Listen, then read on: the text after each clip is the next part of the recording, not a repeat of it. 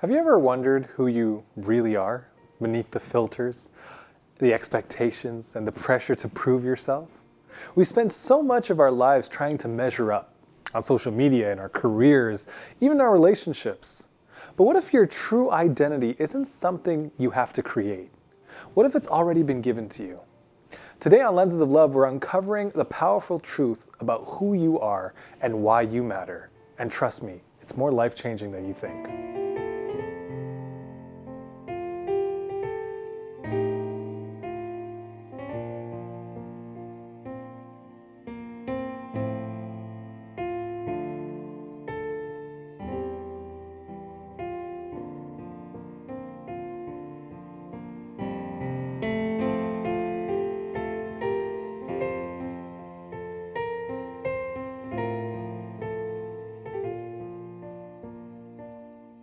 There's something strangely nerve-wracking about getting your photo taken for official documents, right? A couple of weeks ago, I was at a Service Ontario renewing my health card. The photographer asked me to look straight ahead. Sounds easy enough, right? But in that moment, my brain forgot how to look normal. I started cycling through every possible expression. Too polite? Click. Too serious? Click. Is this even my real face? Click. After a few tries, the photographer gave me a look I'll never forget and said, "Just be yourself, eh?" Now, I know they meant well, but that's a lot of pressure at times. Just be yourself. What does that even mean? Which self am I supposed to be? The professional self? The casual self? The I've had 3 cups of coffee self? By what felt like the 15th attempt, there was a line of people behind me, all too polite to complain, but clearly getting frustrated. And the photo I ended up with? Well, let's just say it looks like me trying to solve an algebra problem and wondering if I left the oven on at the same time. But that awkward moment sparked a bigger thought. Why is it just so hard to be ourselves? Why do we feel the need to curate the way we're seen by others, whether it's in a photo, on social media, or even in conversations? And underneath all that, how do we figure out who we really are? These questions aren't new. In fact, they're some of the oldest questions humanity has wrestled with. Who am I? What makes me valuable? How do I know if I'm enough? We live in a world that tries to answer these questions in 1,000 different ways. Social media tells us our worth comes from likes, followers, and comments. The corporate world tells us it's about climbing the ladder and achieving success. Even in our personal lives, we're often measured by how we look, what we do, or what we've accomplished. But here's the problem. None of those things actually answer the deeper question of who we are. Think about it. If our identity is tied to our success, what happens when we fail? If it's tied to our appearance, what happens when the filter comes off? And if it's tied to other people's approval, what happens when the likes stop coming? Here's something I've realized. We spend so much time trying to build our identity that we forget it's already been given to us. There's a deeper truth about who we are, one that doesn't come from our achievements or other people's opinions.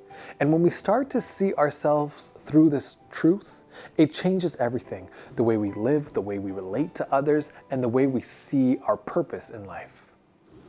Maybe you're feeling the weight of these questions right now. Maybe you've been trying to figure out your identity piece by piece, but it feels like no matter how much you accomplish, there's always something missing.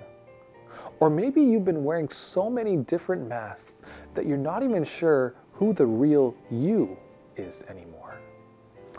And if that's where you are, I want you to know this. You don't have to stay stuck in that cycle. Today we're going to explore something truly life-changing, what it means to be made in God's image. This isn't just a nice idea or an abstract concept, it's the foundation of who you are. And when you understand this truth, it brings clarity and freedom to every part of your life. Being made in God's image changes the way you see your creativity, your relationships, and your purpose. It reminds you that your value doesn't come from what you do or how others see you. It comes from the one who created you. So as we dive into this episode, I want to invite you to set aside the pressures and expectations for a moment. Let's take a closer look at what makes you, you. Not the curated version, not the one shaped by societal pressures, the real you. the one who carries the imprint of God himself. Because when you start to see yourself through the lenses of love, you begin to realize that your identity isn't something you have to chase or prove. It's something you've already been given. So if our identity isn't something we have to build or prove, where does it come from? To find the answer, we need to go back to the very beginning, back to when God created us. Let's explore what it really means to be made in His image and how it shapes who we are. When you open Instagram, TikTok, or Facebook, what do you see? You see people creating, constantly creating. From choreographed dances to mini documentaries, humans are always innovating. But have you ever wondered why? Why don't we just eat, sleep, and survive like other creatures? This drive to create isn't random. It's a part of what makes us unique as humans. It's a reflection of God, the ultimate creator. Think about it. God's first introduction in the Bible isn't as a judge or ruler, it's as a creator. Genesis 1 opens with God speaking galaxies into existence, imagining mountains and shaping the ocean. And then, as His masterpiece, He creates humans in His image. Now, let's pause and think about what that means. Being made in God's image doesn't mean we look like Him physically. Instead, it means we reflect aspects of His character, His creativity being one of them. Genesis chapter 2 verse 19 shows something remarkable. After God creates the animals, He brings them to Adam and lets him name them. God, the ultimate creator, steps back and invites Adam to participate in the creative process. It's as if He's saying, "You're made in my image, now go and reflect my creativity." This creativity isn't about making art. Maybe you're not a painter or a singer or a dancer, but that doesn't mean you're not creative. Creativity shows up in how we solve problems, how we comfort a friend, or how we see possibilities where others see obstacles. It's in the way we plan events, write captions, or even how we arrange furniture in our homes. Think about your phone for a second. Someone had to imagine that device before it existed. From the apps to the hardware, it started as an idea in someone's mind. Every human innovation from the wheel to wireless charging is an evidence of this creative spark God placed in us. This creativity isn't just about making new things, it's about making things better. When we see problems in our world and think there has to be a better way, that's the image of God at work in us. But here's the thing. Our creativity, no matter how small it feels, has the potential to reflect God's character. When we use it to solve problems, encourage others, or bring beauty to the world, we're living out the purpose God gave us. Look at Jesus during His ministry. While His miracles were extraordinary, they were also incredibly creative. He turned water into wine, used a young boy's lunch to feed thousands, and healed with mud made from dirt and spit. Jesus didn't just solve problems, He did so in ways that reflected His divine creativity. So how does this apply to us? Maybe you're thinking, but I'm just an ordinary person. How does my creativity reflect God? Let me remind you about this. Nothing about God's image in you is ordinary. Every choice you make to create, to innovate, or to improve is a part of the extraordinary way you reflect Him. Here's an example. Have you ever watched someone cook a meal with limited ingredients? They look at a few random items in the fridge and somehow turn it into a feast. That's creativity. Or think about the parent who creates games to keep their kids entertained on a long car ride. That's creativity too. Creativity shows up in how we live, not just in what we make. It's about the care we bring to everyday tasks, the ideas we generate at work, and the solutions we find to help those in need. It's in how we navigate life's challenges, finding ways to persevere and thrive. And here's what makes this even more profound. Our creativity is an invitation to partner with God. Just like He invited Adam to name the animals, He invites us to take the raw materials of life, our talent, time, and resources, and shape them into something meaningful. This isn't just about personal fulfillment, it's about contributing to a greater good. When we use our creativity to bless others, we're reflecting God's heart to the world. Think about a teacher who creates a lesson plan that inspires her students to love learning. Or a doctor who finds an innovative way to treat a patient, or a social worker who designs programs to meet the needs of their community. Each of these acts, though different, reflect the image of a creative God. Creativity isn't about being perfect, it's about being purposeful. It's in recognizing the gifts God placed in us and using them to make a difference, no matter how big or how small. So you're designing a website, organizing a family gathering, or simply finding a way to cheer up a friend? Remember this, your creativity is part of God's image in you. And every time you create something good, you're reflecting the Creator who made you. God didn't just create us to reflect His creativity. He also designed us for connection. This longing for meaningful relationships is built right into who we are. After the break, we'll dive into how being made in God's image transforms the way we connect with others. We'll be right back.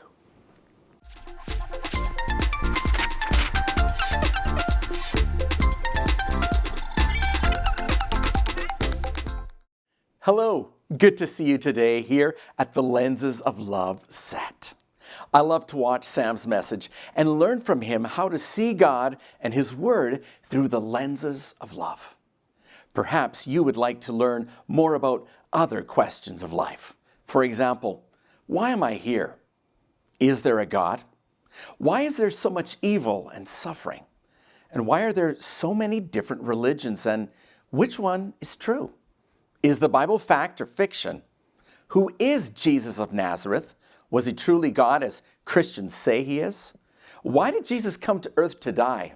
And how does His death offer us salvation? What happens when I die? Is there really a heaven or a hell? These questions and others we answer on our online Bible study platform at hopestudy.ca. There, you will find answers to these and other crucial life questions. We would love to hear from you. Please email us at hopestudy@hopetv.ca. And remember, there is hope and answers to life's biggest questions in the Word of God.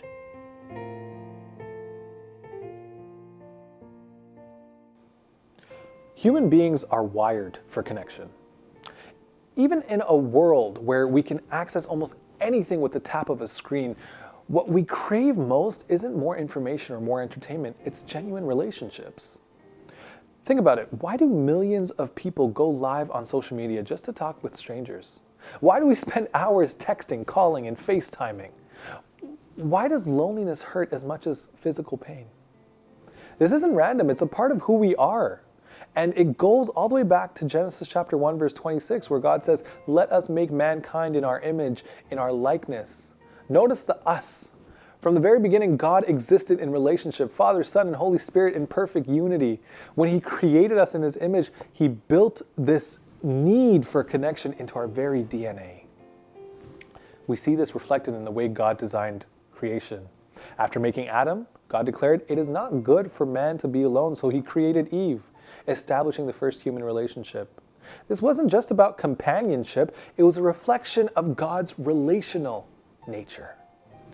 But here's the thing, relationships in today's world don't always reflect God's original design. Instead of building meaningful connections, we often settle for surface level interactions. Think about how we use social media. We collect followers instead of friends. We confuse likes with love. We scroll through hundreds of posts about other people's lives, but rarely share deeply about our own. It's like trying to satisfy your hunger by watching cooking videos. It might distract you for a moment, but it doesn't actually feed you. Even with all our technological connections, we're lonelier than ever. Studies show that young people today report higher levels of isolation than previous generations. Isn't that ironic? We're more connected than ever, but feel more alone. This is where being made in God's image changes everything. When we understand that we're created for relationships, we realize that the connection we're longing for goes deeper than social media interactions or casual conversations. It's about being truly known and loved. Think about Jesus' ministry. He had thousands of followers, but he invested deeply in just 12 disciples. And within that group, he even had a closer circle, right? Peter, James, and John. Jesus wasn't interested in building a massive platform. He was focused on building meaningful relationships. And those relationships weren't always easy. The disciples didn't always understand him. They argued among themselves. They even doubted him at times. But Jesus modeled patience, he modeled forgiveness and unconditional love, showing us what it means to reflect God's image in our relationships. What does this look like for us today? First, it means prioritizing quality over quantity. It's not about how many people follow you or how many friends you have. It's about the depth of those relationships. Who are the people in your life that you can trust, lean on, and share your heart with? Second, it means being intentional. Relationships don't grow by accident. They require time, effort, and vulnerability. It's about reaching out to a friend who's struggling, making time for a family member, or simply being present for the people around you. And third, it means extending grace. Just like Jesus was patient with his disciples, we're called to show grace in our relationships. People will disappoint us, they'll misunderstand us, they'll let us down. That's a part of being human. But when we choose to forgive and love anyways, we reflect God's relational nature. Let's also talk about the flip side of this, isolation. There are seasons when we pull back from relationships, whether it's because of hurt, busyness, or insecurity. But being made in God's image means we're not meant to do life alone. Even when relationships are messy, they're worth pursuing. Ecclesiastes chapter 4, verse 9 to 10 says, "Two people are better off than one, for they can help each other succeed. If one person falls, the other can reach out and help, but someone who falls alone is in real trouble." This verse isn't just about practical support, it's about the emotional and spiritual strength that we find in community. Maybe you've been hurt by relationships in the past. Maybe you felt lonely, even in a crowd. And if that's where you are right now, I want you to know this. God sees you. He knows the relationship you long for, and He's not finished writing your story. When we reflect God's image in our relationships, we create spaces where people feel safe, seen, and loved. And isn't that what we all want? To be known for who we really are without the filters, without the pressure to perform? The world tells us to focus on ourselves, to prioritize independence and self-sufficiency, but being made in God's image reminds us that we are better together. So as you think about the relationships in your life, ask yourself, how can I reflect God's love to the people around me? How can I create connections that go deeper than the surface level interactions? Because when we embrace the relational nature of being made in God's image, we're not just building better relationships, we're building lives that reflect the heart of our Creator. Relationships aren't the only way we reflect God's image. There's also a sense of purpose woven into our very being. But purpose can feel confusing or even overwhelming at times. After the break, we'll uncover what it really means to live with purpose as God's image bearers. Don't go anywhere.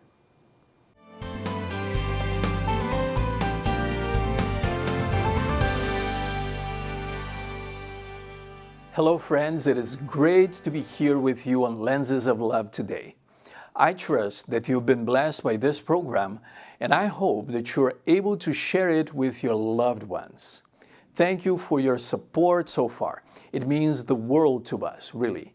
And if you want to help us, if you haven't already partnered with us as an agent of hope, I briefly wanted to share with you how to do so. Above all, we desire your prayers. Please remember those who are involved with Hope Channel Canada and the production of its programs, as well as the different initiatives that we'll be launching throughout the country. I also ask your prayers for the hearts of people all across Canada, that they will be open to learning that in Jesus there is more to life. Anytime you have to spare in order to volunteer with one of our projects will be greatly appreciated. Please feel free to contact us at either agentsofhope@hopetv.ca or visit agentsofhope.ca to have your questions answered and to learn where you can be of service. And finally, your financial support would be greatly appreciated, and any amount makes a huge difference in impacting Canadians all across our nation. Please visit agentsofhope.ca so that you can donate online via debit, credit, Google Pay, or Apple Pay to make a one-time or recurring donation. If you prefer to donate offline, you can e-transfer us at agentsofhope@hopetv.ca or mail a check to Hope Channel Canada at the following address: Hope Channel Canada, 1148 King Street East, Oshawa, Ontario, L1H1H8. Thank you once again for joining us on this exciting journey.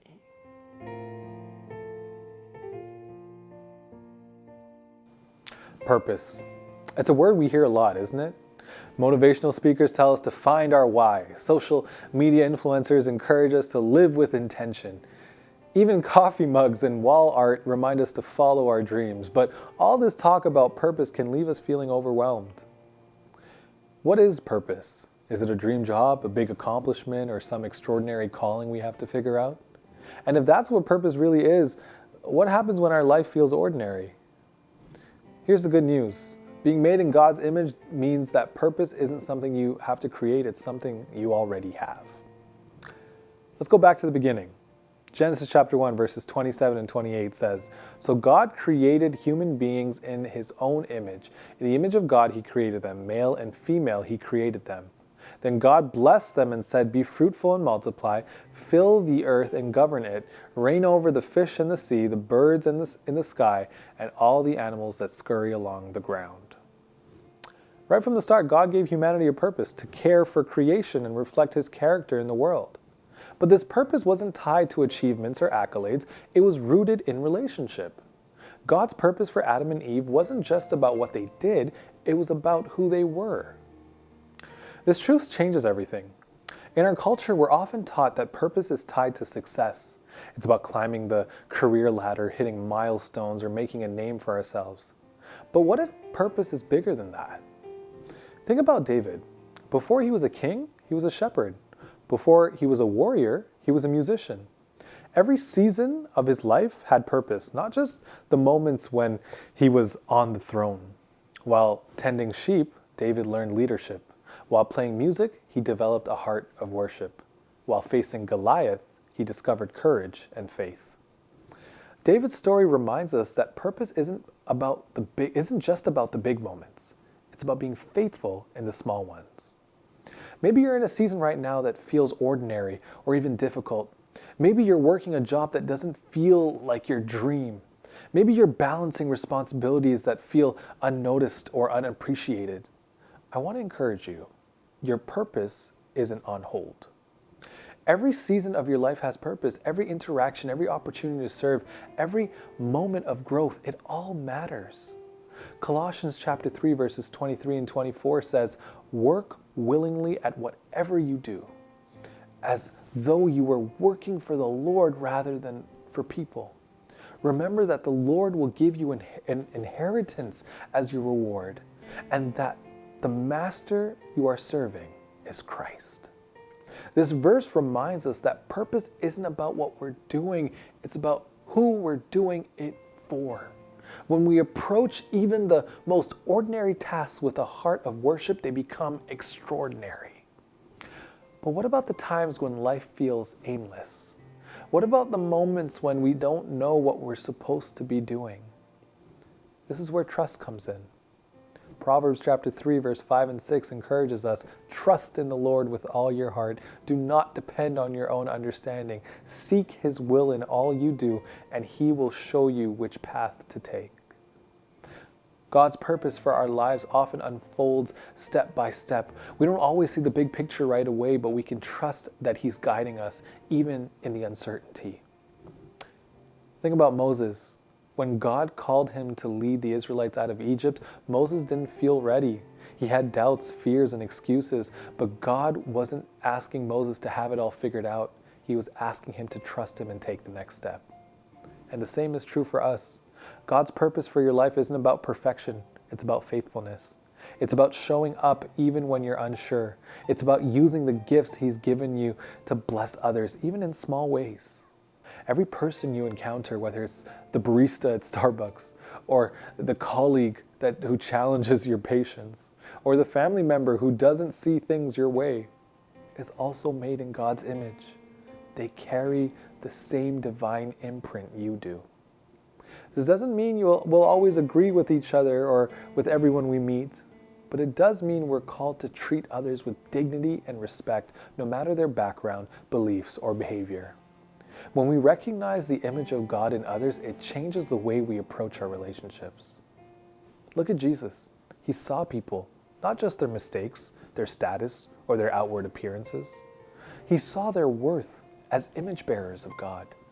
And because of that, He loved deeply, forgave freely, and invested intentionally.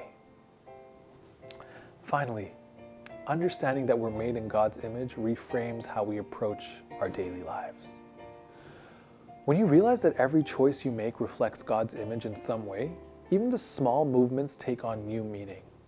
How you handle conflict, how you treat a stranger, how you steward your resources, all of it matters. It's easy to get caught up in crafting the perfect post or comparing your life to someone else's highlight reel. But what if you saw your platform as an opportunity to reflect God's creativity, kindness, and truth? Whether you're leading a team, serving customers, or studying for exams, your purpose isn't just about the tasks you complete. It's about the heart you bring to them. Being made in God's image isn't just about who you are, it's about who you are becoming.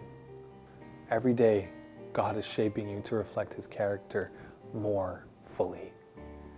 Every challenge, every triumph, every ordinary moment is a part of that process. So what does this mean for you as you go about your week? It means that you can let go of the pressure to be perfect and rest in the truth that you're already enough. It means you can approach your relationships with grace, seeing others as God sees them.